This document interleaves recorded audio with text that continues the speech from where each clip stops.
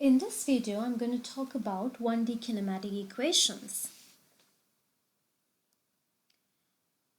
So this is our first set of equations for the course. I'm not going to discuss how we derive them here. However, if you want to discuss, please reach out to me. So all these equations are valid for objects that are moving or accelerating at a constant rate while moving in a straight line. So these objects can be moving on a horizontal plane, vertical plane, or an inclined plane. For now, for today's discussion, I'm going to focus on the motion of an object in x direction. Usually, we use x direction to describe the motion of an object in a horizontal plane. However, later in the course, you will see we extend it to inclined planes as well.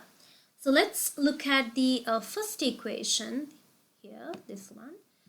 So delta x, what is this delta x? Delta x is the displacement, so it is the final position minus initial position.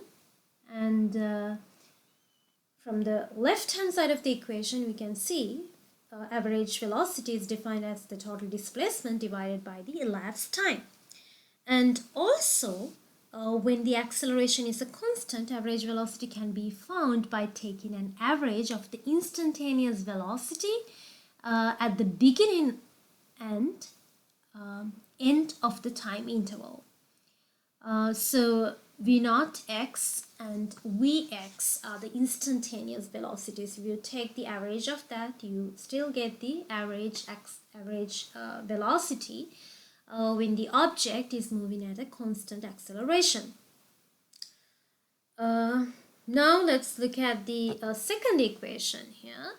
Now, if you can recall, when we were defining average acceleration, we defined it as delta v, change in velocity, over change in time. So we can actually write this change in velocity as vx minus v naught x, and then divide that by the time interval, and then you can cross multiply. A times delta t is equal to vx minus v naught x. And if you add v naught x to both sides of the equation, you will get the second equation you see here. So now you will ask, isn't this an average acceleration? Yes, this is an average acceleration. However, if the acceleration is a constant, average acceleration is same as the instantaneous acceleration. So here we focus on a constant acceleration. So that doesn't really matter here. So the next thing is, this is the third equation I'm going to talk about. So this equation describes how much object's position changes over a period of time given an initial velocity and an acceleration. And if I go back to the second equation, so this equation describes how the velocity of the object change as a function of time. Okay, so this one tells you how the position of the object changes given an initial velocity and an acceleration. Now let's look at the last equation. And in this equation, you can see the time interval or the elapsed time is not included. So if you have questions that does not include time in it, you can probably use this one to solve for the unknown variables. So many students think that equations are frightening. Actually, these equations are tools to solve problems. So it's really easy to use them once you get used to them. So these tools are going to let you do amazing things in the course. Read the module note packet, refer the textbook, and learn how to use them.